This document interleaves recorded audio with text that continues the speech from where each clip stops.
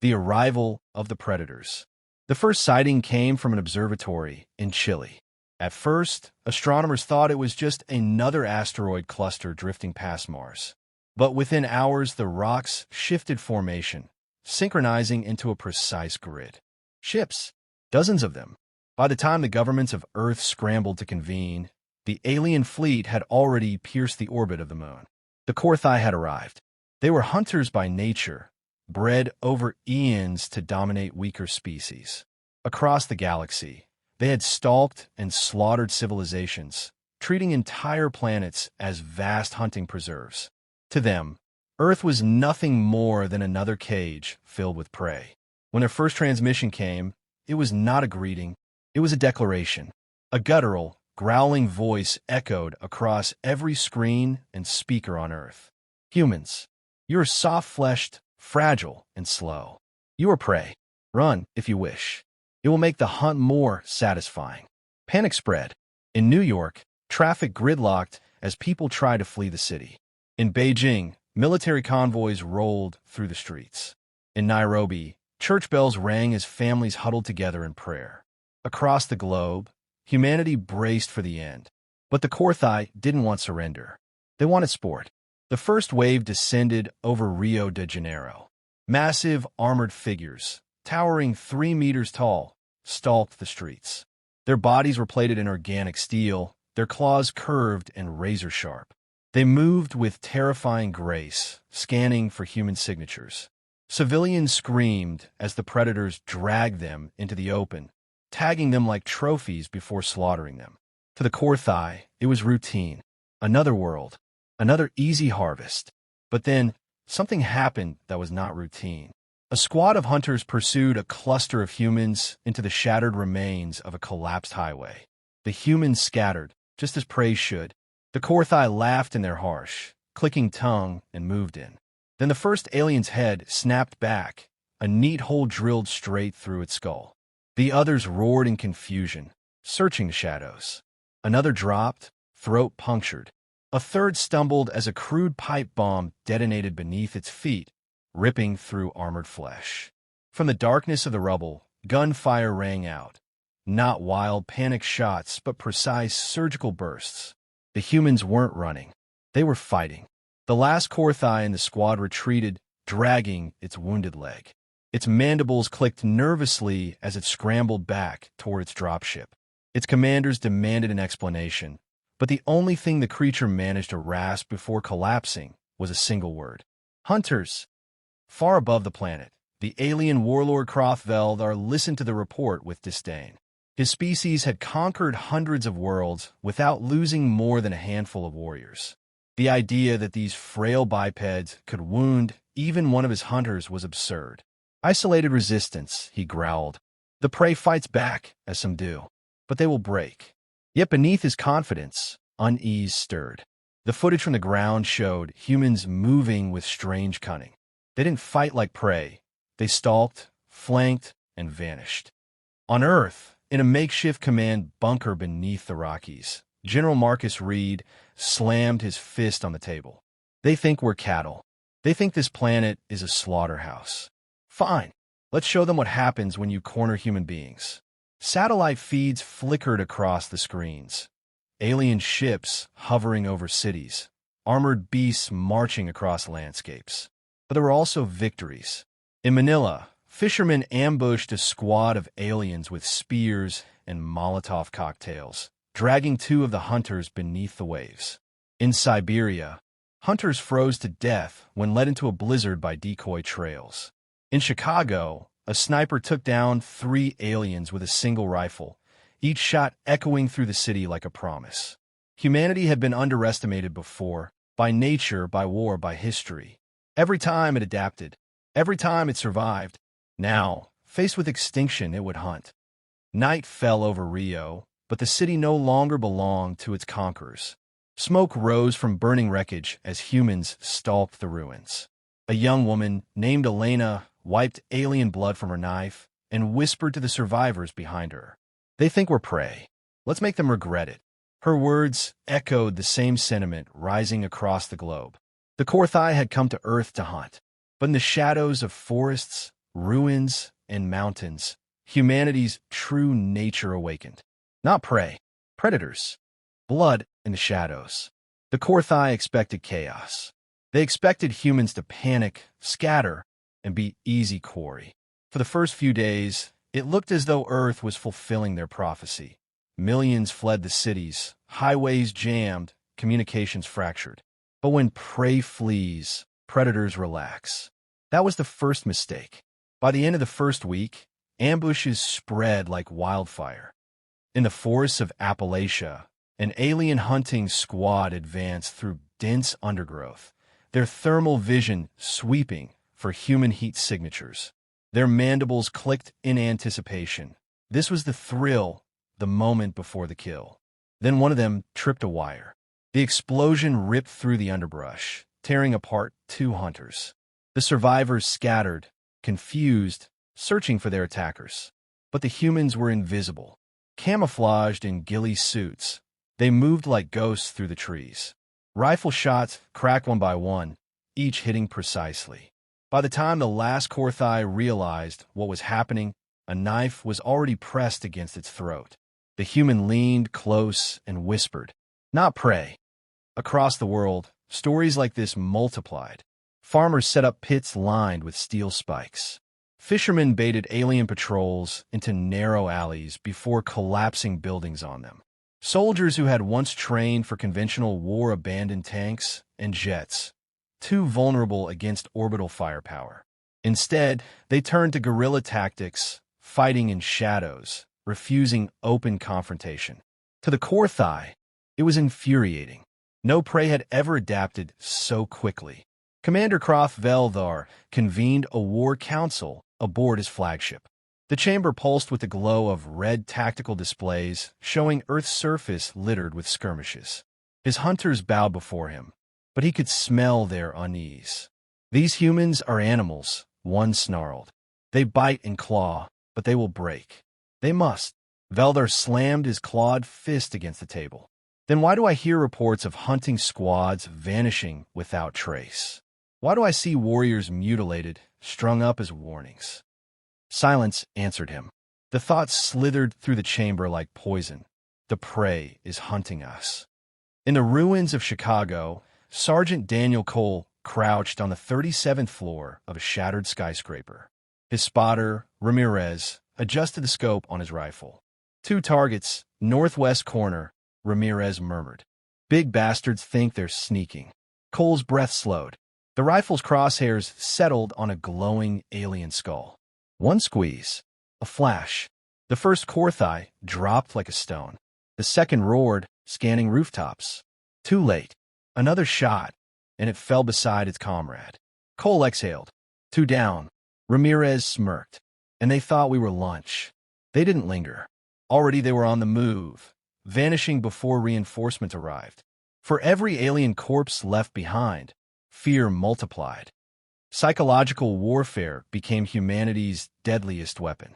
In the Amazon rainforest, tribes who had lived in harmony with the jungle for centuries now guided resistance fighters. They painted themselves in camouflage, used sound decoys to lure Korthai into swamps, and vanished without leaving footprints. Hunters screamed as unseen spears struck from above the canopy. In Eastern Europe, underground tunnels became labyrinths of death.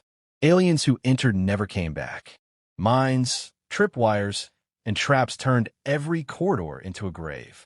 Survivors whispered of shadows moving in the dark, voices that led them in circles until exhaustion claimed them. Even in the burning cities, humanity adapted. Small cells of fighters struck like wolves, attacking patrols, stealing weapons, and melting back into the ruins. Children left false trail for the invaders, leading them into kill zones. Civilians used mirrors, smoke, and noise to confuse thermal scanners. Every day, the Korthai tally of human kills rose, but so too did their losses. And unlike the humans, they had never prepared for a war of attrition. One night, Veldar walked among the cages of human prisoners captured for sport hunts. The humans did not weep or beg. They sat in silence, eyes hard, watching him. Predators usually relished fear, But this silence unsettled him. One prisoner, an old woman with scars across her face, spoke softly as he passed. Her words were calm, almost pitying. "You don't know what we are."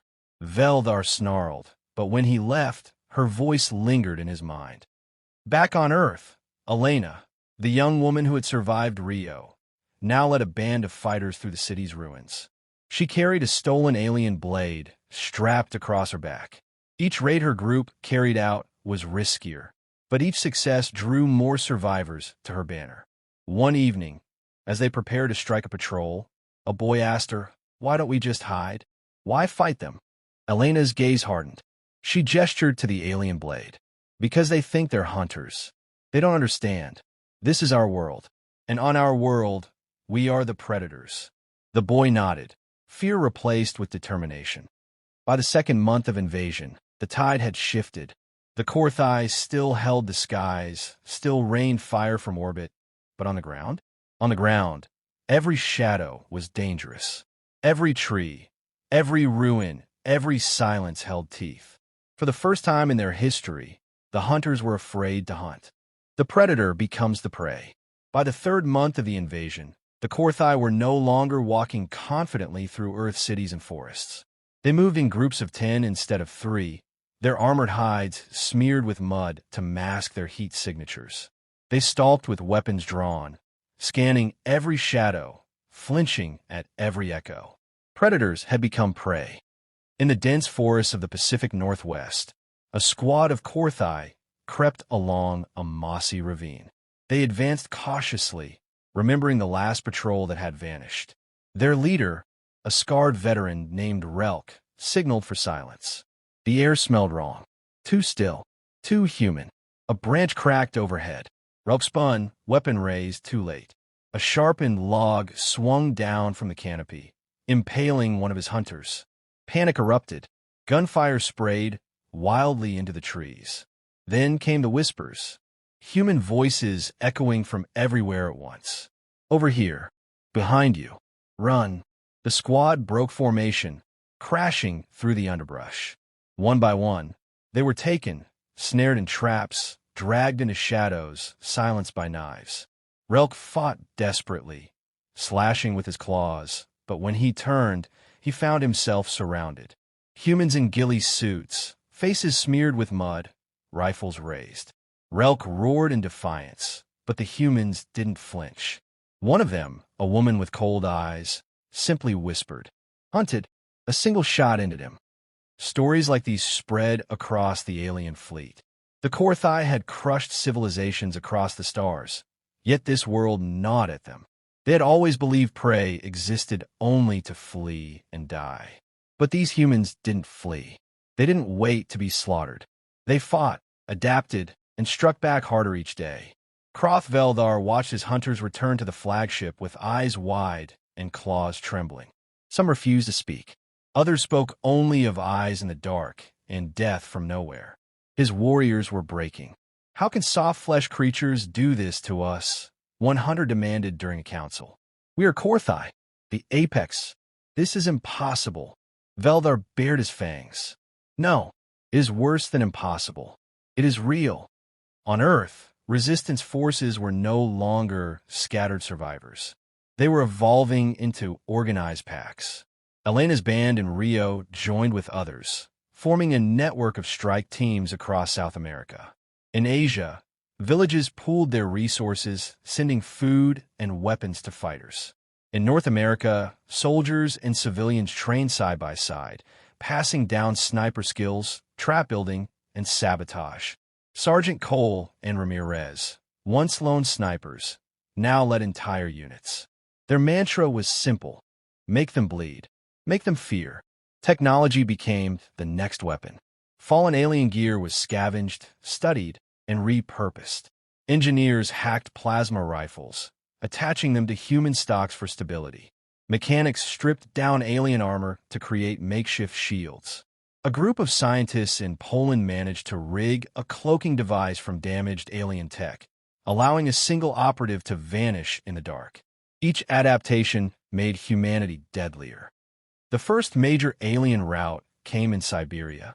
A battalion of Korthai had cornered a pocket of resistance fighters near the ruins of Novosibirsk. Confident in their numbers, they advanced in a wide formation across the snow. But the humans had prepared the battlefield like hunters preparing a kill zone. First came the mines, hidden beneath snowdrifts, shattering the front ranks. Then came the snipers, invisible in white camouflage, dropping aliens one by one. When the Korthai attempted to regroup, smoke grenades blinded them, and from the blizzard charged human fighters armed with stolen plasma blades. The battle lasted less than an hour. Out of 300 Korthai, fewer than 50 survived. The survivors fled, screaming into their comms that the prey had teeth. Krothveldar slammed his claws against the war table as the casualty reports poured in. The losses were staggering. Never in history had prey inflicted such wounds upon the Korthai. They are not prey, Veldar snarled. They are predators who have been pretending, and we have awoken them. His words spread uneasily among his warriors. For the first time, the hunters of the galaxy wondered if they were the ones being hunted. Back on Earth, Elena stood over the smoking carcass of a Korthai patrol. Her fighters cheered quietly, not with celebration, but with grim determination. "They're breaking," one whispered. Elena nodded. "Not enough. Not yet." She looked at the alien blood on her blade and thought of all the lives lost, family, friends, entire cities reduced to ash. This wasn't just about survival anymore. This was about teaching the invaders a lesson so deep it would echo across the stars. Night fell, and across the world, bonfires burned in hidden camps. Humans sharpened blades, cleaned rifles, and planned the next strikes. Their whispers carried through the dark. They thought we were prey. They'll never make that mistake again. Somewhere above, the Korthai flagship hovered in orbit, its warriors trembling in silence. Below, in the forests, ruins, and mountains, humanity sharpened its claws. The hunt had only just begun. The hunter's legacy, the Korthai had never known fear. Until Earth. 3 months into the invasion, their fleet still commanded the skies, but on the ground, their forces withered. Patrols vanished. Supply chains collapsed. Hunters refused to leave their dropships without heavy escort.